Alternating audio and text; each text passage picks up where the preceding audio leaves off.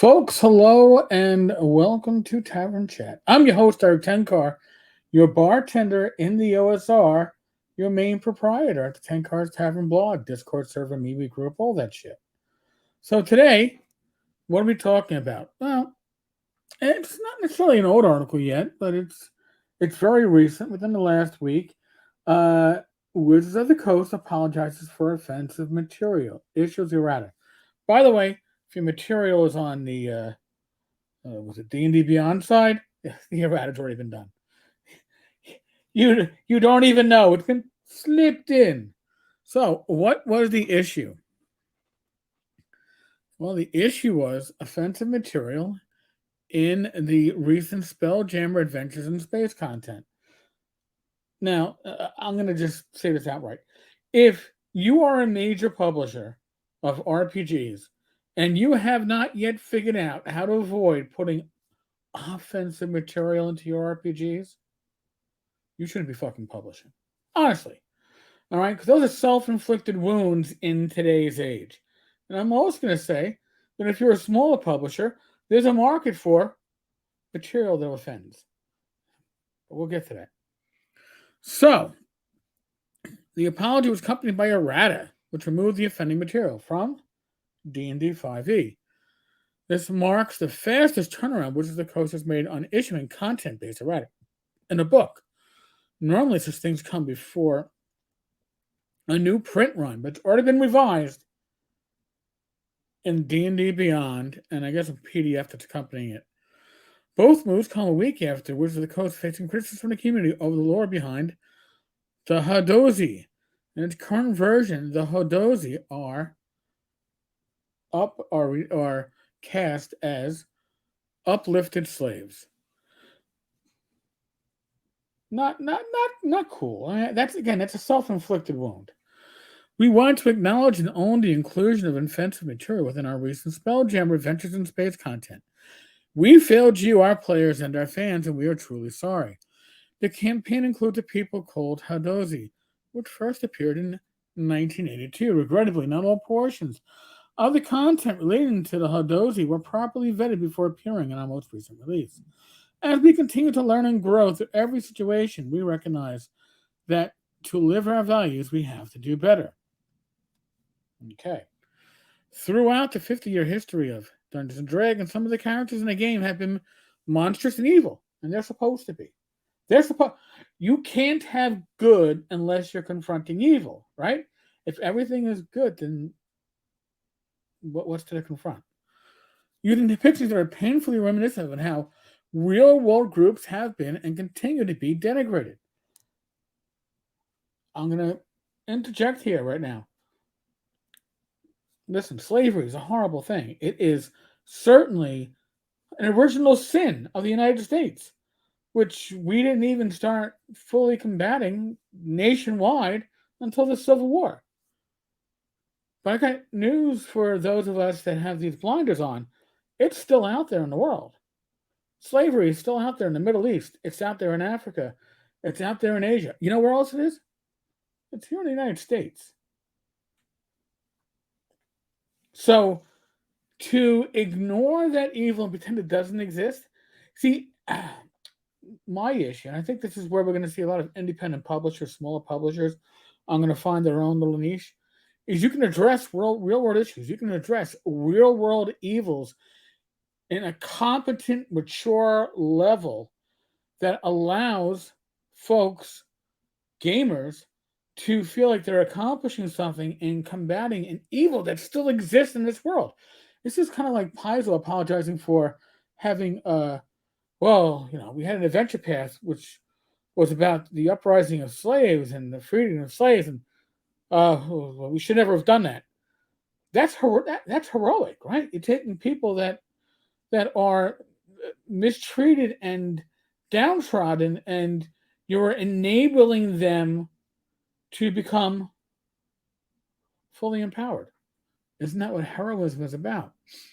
But here, Wizards of the Coast, honest to God, this was a self-inflicted wound, especially if you are a company that claims that you are beyond all this, and that everything there's orcs aren't evil, right? Because no race is evil, which would conversely, right? Should be no race is good, right? Everybody should have potential for evil and good. And I'm okay with that. That's fine. But slavery is evil. There's no two ways about it. There's no good to it. So that's something that should be overcome and combated. They could not figure out a way in today's new world to run with a storyline that was apparently good 35 years ago. And the fact that nobody at Wizards of the Coast caught that, the fact that this, I won't say the word, this crap, okay, and it's crap, was put forward in today's age from a company that claims that they're going to make sure every gamer is happy, right?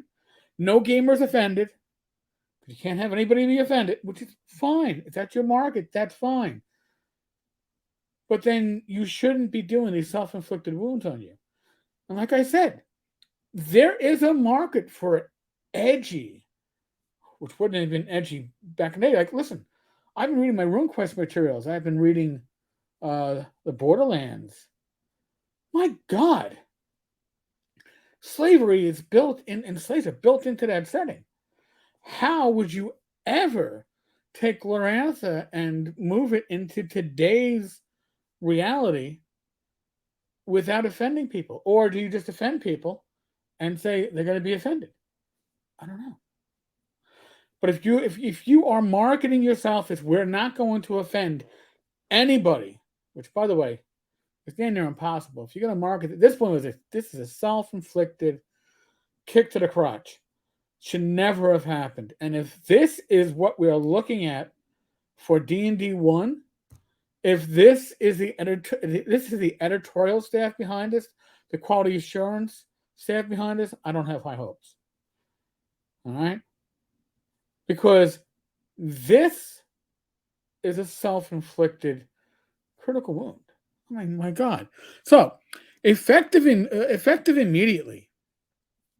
We will remove the offensive content about Hadozi in our digital versions, and these will no longer be included in future reprints of the book. By the way, if you have a first printing of the book, assume they have a reprinted. Maybe you have a collectible. Our priority is to make things right when we make mistakes. Again, this mistake should never have happened. The fact that it did blows my mind. It is mind-blowing that a company as enlightened as Wizards of the Coast would make this mistake in 2022. Those of you who are waiting for a Dark Sun revival, it's never going to happen. That world is too dark. Slavery is too much of a part of that setting, and you'll never see it. You'll never see Dark Sun come back, folks. For those of you waiting for it, Greyhawk, sure, but the slavery series is gone. In addition, we've initiated a thorough internal review of the situation, and we will take the necessary actions as a result of that review. We are eternally grateful for the ongoing dialogue with the D&D community, and we look forward to introducing new, engaging, and inclusive content to D&D for generations to come. D&D teaches that diversity is strength, for only a diverse group of adventurers can overcome the many challenges that D&D story presents. In that spirit, we are committed to making D&D as welcome and as inclusive as possible. This part of our work will never end. Again, and I can't repeat this enough. This is a self-inflicted wound for a company that's claiming we're never going to offend. We're not going to offend any of our customers. How could you pull the shit? Huh? But now, if you are a smaller publisher, you're a third-party publisher, I'm telling you right now, strong storylines where the party, it isn't just, oh, the big bad evil guy. No. You fight, I don't know, evil that's institutional, right? You defeat institutional evil. That's a storyline that you're not going to see from Wizards of the Coast. You're not going to see from Paizo ever again. You're never going to have to fight institutional evil. Institutional evil is too rough a topic, right? If your PCs, if your goal is to overcome institutional evil, to free and uplift a community that's been enslaved, that's something that a third party could run with and do very well with. There's a market for that. It's a market for well-written stories that push the edge. But for shit like this, there is no market. This is lazy. Okay? Wizards of the Coast was fucking lazy. And the fact that no editor caught this, nobody proofing caught this, nobody in the executive staff caught this. How? How does that happen? It happens out of laziness. It happens out of we're number one and we're secure in that position and we don't have to look too close at it. So I'm not saying that there's other publishers out there that are going to knock them out of the number one pedestal, but there's a chance, there's an opportunity to write good storylines in your RPG, in your setting, for PCs to combat true evil. Not big bad evil guys. Combat true evil, evil societies. And to have that be the goal, the big publishers aren't going to touch that. Too much of a chance that somebody's going to be offended. But you know what? There's a market to risk the offense if you're a little bit smaller and you're willing to take that leap. That's my opinion. I'd like to hear your opinion on this. So, folks, leave a comment. Give a thumbs up. Subscribe. Hey, if you're willing to pass on not even a Starbucks coffee, a bodega coffee once a month for $1.99, you can actually join this channel and support it. We are in that post-pandemic, endemic. The shit ain't going away, right? Use your common sense. Whatever that means for where you are, what your own health requires, use your common sense. Be safe, be well, God bless. Roll those dice, roll them well. I will be back again tomorrow with the random generated party. Note, we do not have James Raggy IV tomorrow. He'll be in 2 weeks. Tomorrow, though, do expect a pretty much in-depth discussion with many varied opinions amongst ourselves, and I'm sure from the live peanut gallery about AI artwork. That is the topic of the month. It's getting very interesting. Folks, be safe, be well, God bless. Roll those dice, roll them well, and I will be back again, like I said, tomorrow. Oh, and of course, Saturday night. Hold on a second. I might have to remind somebody. I think we have them as a guest on Saturday night. I'll confirm that when I can confirm it. All right, folks. Catch you later.